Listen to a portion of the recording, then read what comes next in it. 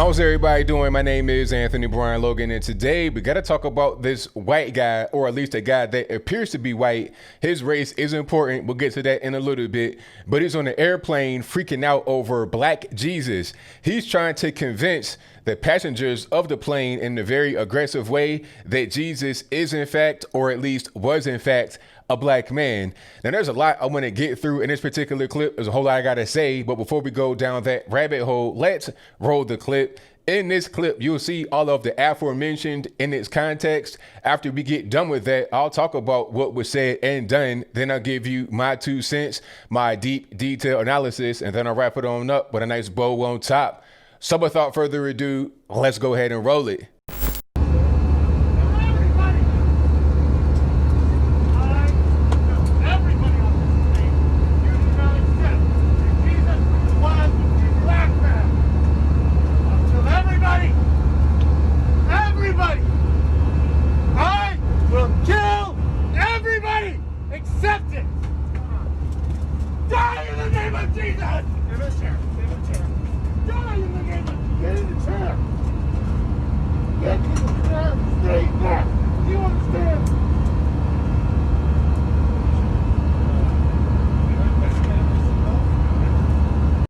All right, you saw that, you heard that. Now, I'm not really sure where to begin. Before we get into the religious thing and the white guilt and all that kind of stuff, let's just start from the safety aspect. Sir, if you're on the airplane freaking out like that, I mean, you can't do that, all right? Because if I'm on board, or if anybody like me is on board, I'm going to take the opportunity to just go ahead and stomp you in the wine. I'm sorry.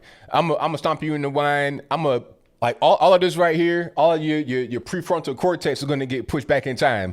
You understand what I'm saying? Because it's not even about what you're saying or how aggressive you're being. Well, it is about your aggression because you're in the airplane.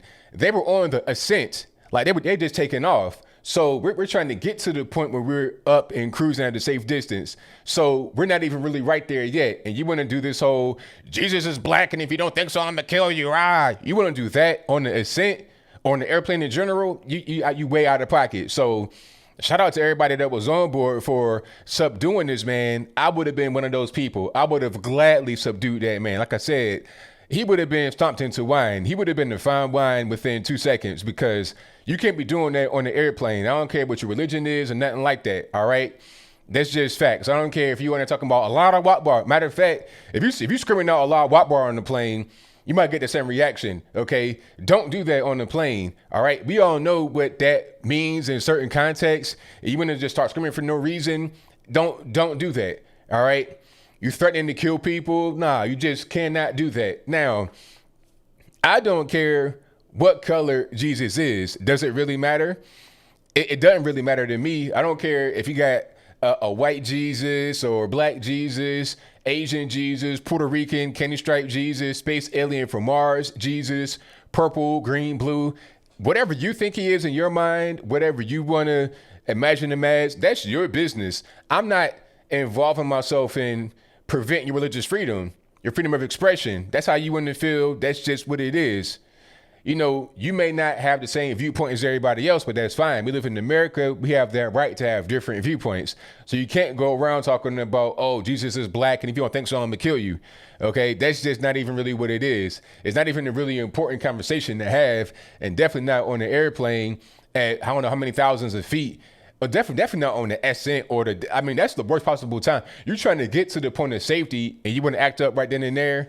No way, Jose. Like I said, I would have pushed all of this in your forehead back in time, back to the future. You understand what I'm saying? But I'll move on from that. My question to this white man, I think he's a white guy. Looks like he's a white guy. But my question to him would be, where is this coming from? Where is this energy coming from? Where you're just so overzealous to try and virtue signal and to the point where you want to hurt people and kill people? Where is this coming from? Is it a coincidence that Shaun King, aka Malcolm X, aka Martin Luther King, came out a few days ago talking about we need to remove all the statues of white Jesus because it's white supremacy and it's racist? Is it a coincidence that this guy's on the airplane screaming about a black Jesus? Is it a coincidence that they just burned the statue of the Mother Mary recently? I forget where it was. It might have been Boston or something like that. But is it a coincidence? It just did that like a day or two ago. Could have been the same guy that was on the airplane screaming and screeching and hollering, acting the fool. It could have been. Is it a coincidence that they just burned up a church? Like the guy drove his car into the front part of the church, into the lobby, and then he sprayed an accelerant all over the place and set the lobby on fire, which extended to the whole church with people inside, with actual congregants inside having their service. Is it a coincidence? Is it a coincidence when you see the statue of St. Louis being desecrated, being protested in the city of St. Louis? Is it a coincidence when you see people disrupting people's their prayer at mass, with bullhorns and stuff like that? Is it a coincidence? I'm just trying to figure out, is it a coincidence? This whole anti-white narrative, this pro-black, blackity-black narrative has descended into anti-white and black radical violence. It's like if you're a black person or doing things on behalf of black people, even if you're white, then it's okay. You can engage in violence. Like I was saying before, you can pretty much burn down somebody's house, burn down the church, do whatever you want to do, as long as you say Black Lives Matter, right? You could throw a Molotov cocktail into a children's museum. You can say Black Lives Matter, destroy the patriarchy, and then it's all right. You won't get locked up for it, okay? It's the same thing going on with these so-called protests. You could be a guy on the beach by himself. If the beach is closed, you might get arrested because of the virus and whatnot. You can't be out there at the beach. You're going to spread the virus. But you could be at a so-called protest with 25,000 people. Some have on masks. Some don't have on masks. And on social distancing going on, you pretty much elbow to elbow. And that's fine, right? Is it a coincidence that we're seeing these acts of violence play out all over the United States with the kind of rhetoric that's going on behind it? I'm just trying to figure it out. It seems like this guy was driven by the Black Lives Matter narrative, the anti-police narrative. Maybe you think that if you do something in the name of black people to help black people, that the law would not apply to you. They're trying to defund the police in response to all the Black Lives Matter, hands up, don't shoot, this, that, and the third type protests. In response to those, said they want to have the police defunded because they prey on black and brown bodies, which is a false narrative. I'll talk about that in a different video.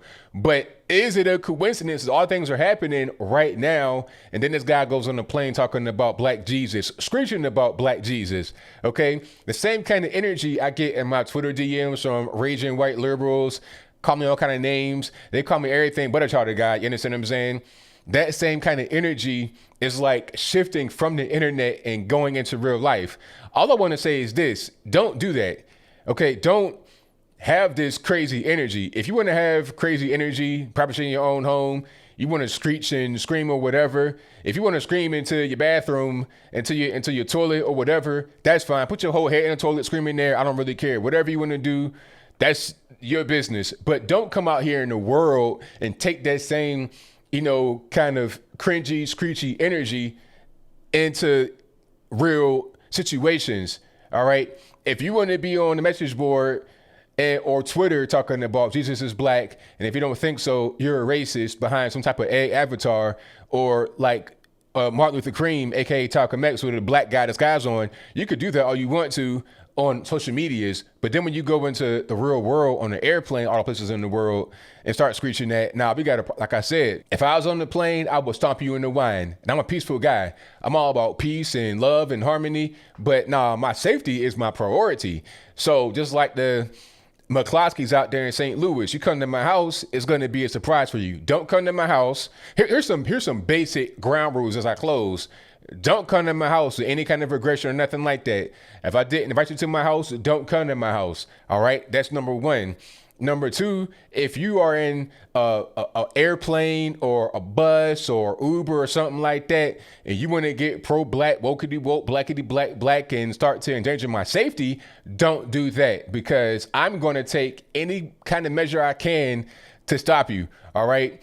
I don't care what I got. I mean, I'm going to take the tray on my chair and beat you in the head with that, just for my safety. No aggression. Like, I'm not going to be the aggressor. If you want to screech and all this and that, that's one thing. But once you endanger my safety, then now you're the aggressor. I'm defending myself. If I go to any court in the United States, I'm not going to get no kind of jail time if you're on the plane talking about you're going to kill people and I just hit you with a few of these elbows right in your right temple. You understand what I'm saying? I'm not going to have any kind of legal action come my direction. So as I close, I want to say this.